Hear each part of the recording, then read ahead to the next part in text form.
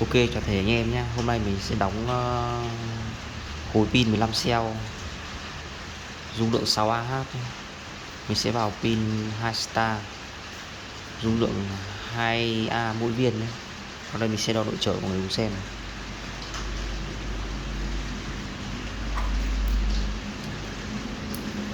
Độ trở con này là 14 nhá. Độ trở 14 kilo.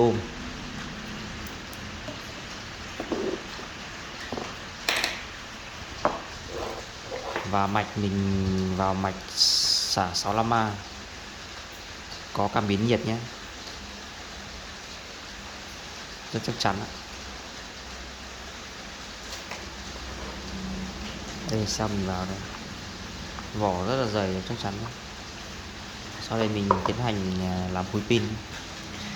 Pin này mình đã đo và cho lên xe cân bằng, áp pin là đều như nhau hết.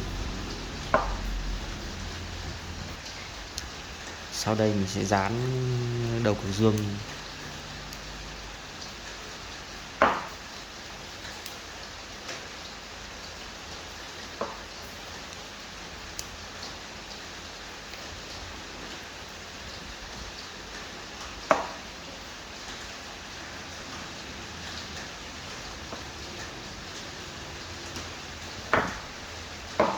Này B0 theo mạch là tính từ cực âm đi nhé.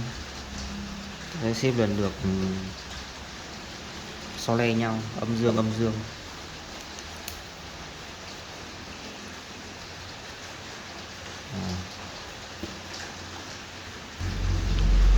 Mình đã xếp được hoàn thiện khối pin vào như thế này nhé.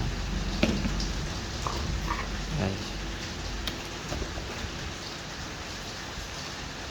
B0 sẽ tính từ cực âm đi nhé. Đây. Như này.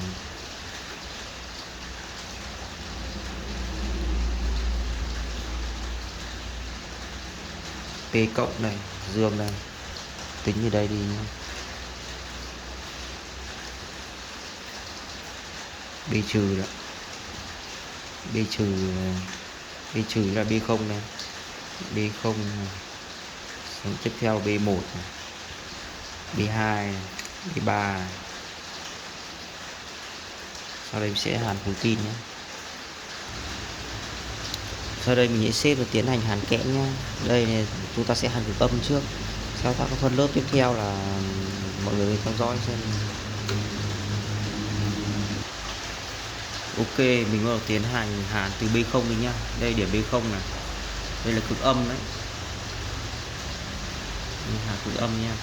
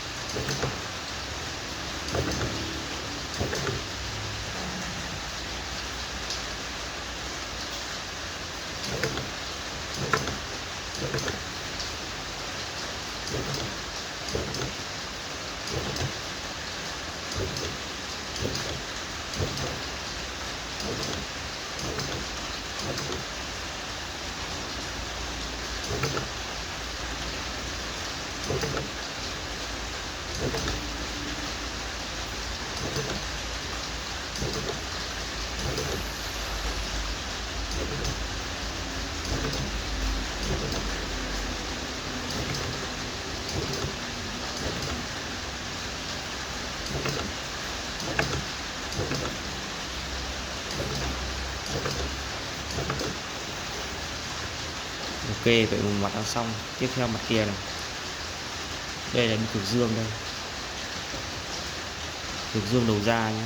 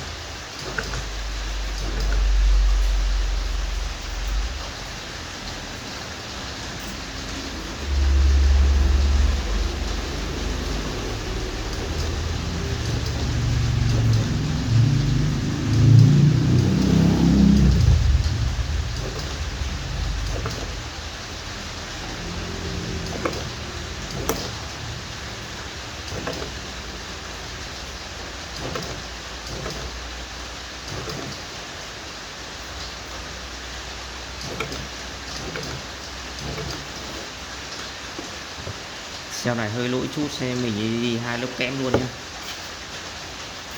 cho 2 lớp kẽm luôn vì nó hơi lỗi mà.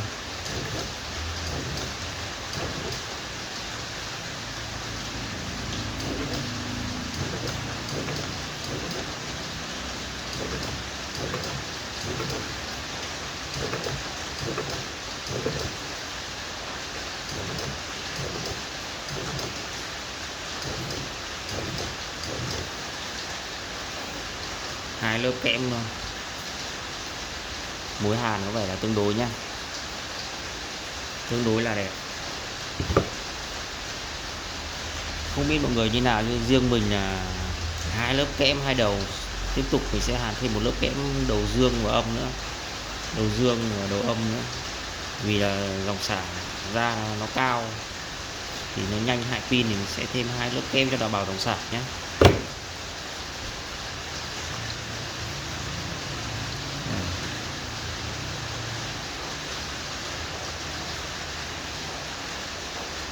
Cho 2 lớp kẽm luôn nha.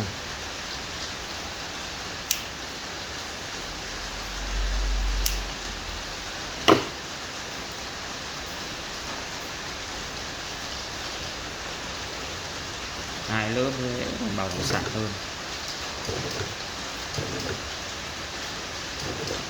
Mình đang đi kem 0.2.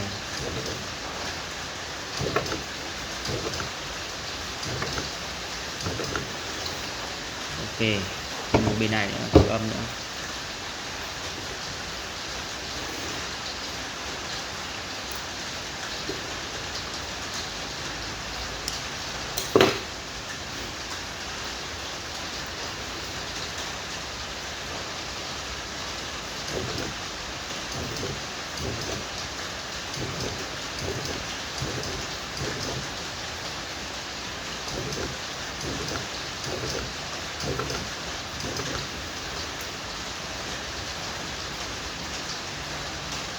Ok, khối này là dung lượng là 6Ah nhé. Mình vào là vào pin mới nhé, mình chuẩn luôn đấy. Sau đây mình tiến hành hàn và đi dây. Con cảm biến nhiệt mình cho xuống gần pin nhất có thể.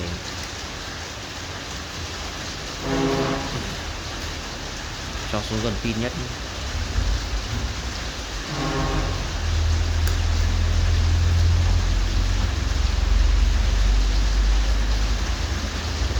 Rồi, ok.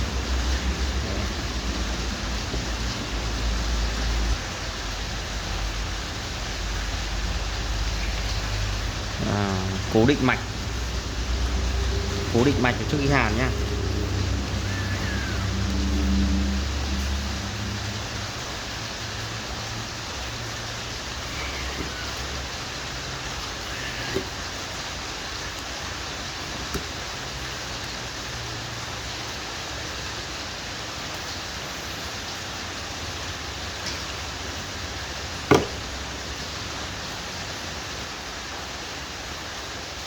Chúng ta sẽ hàn từ B trừ đi này.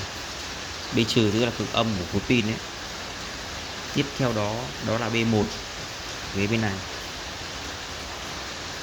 B2 đây, B2 là dây màu vàng đây, hiện tượng B2 đây. Sau tiếp theo là B3, cuối cùng là B4 nhé.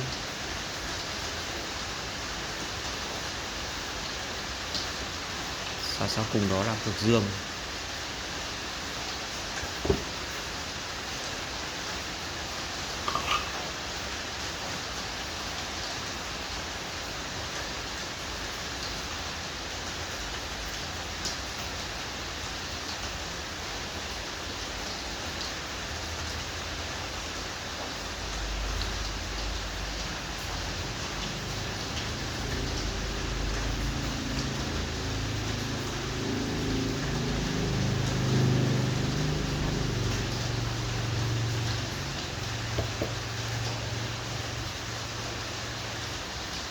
Dây âm trước nhé.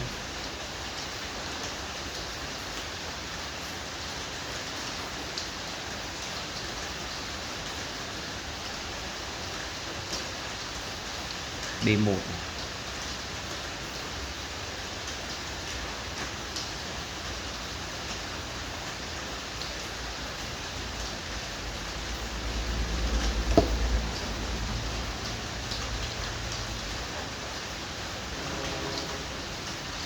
B2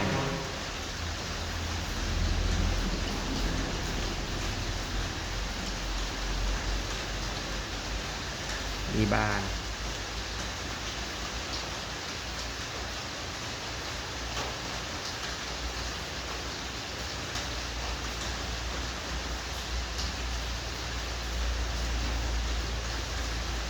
V4 này,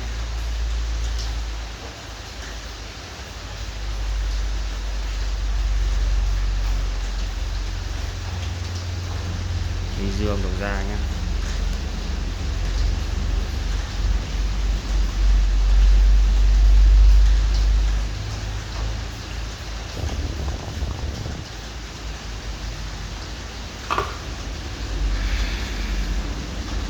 Được, khối xeo mình đã hàn xong rồi đấy.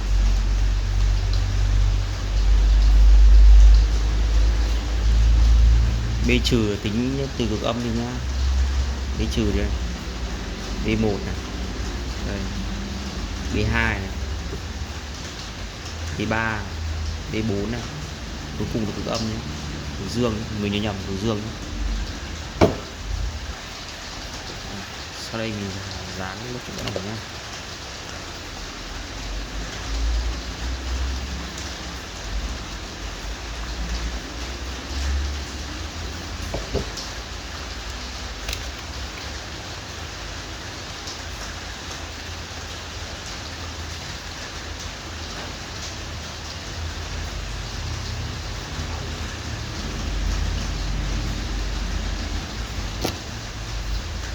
Sau đây mình hạt thêm báo dung lượng pin này nhé.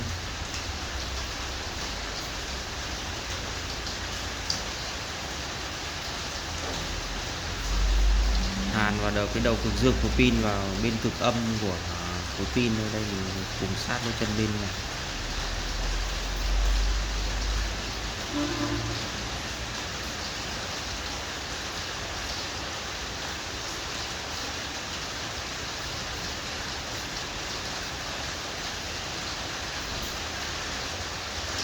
Ok, đây là khối pin mình đã hoàn thành rồi đấy. 6Ah nhé, 21V, mạch xả 65A, dùng cho chân pin phổ thông nhé.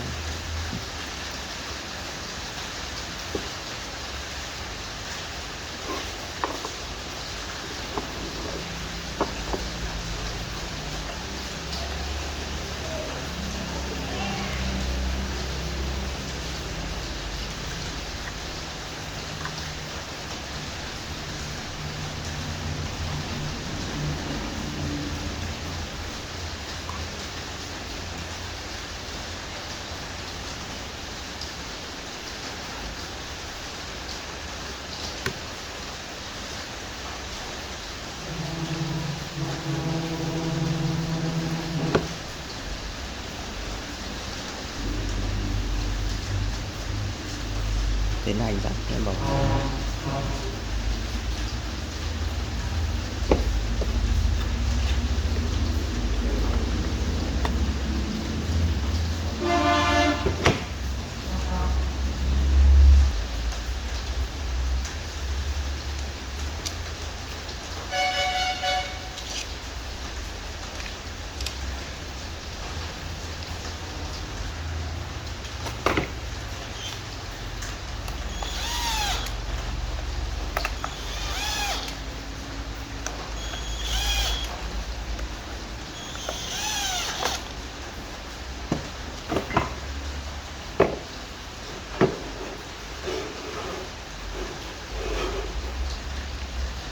ok nha.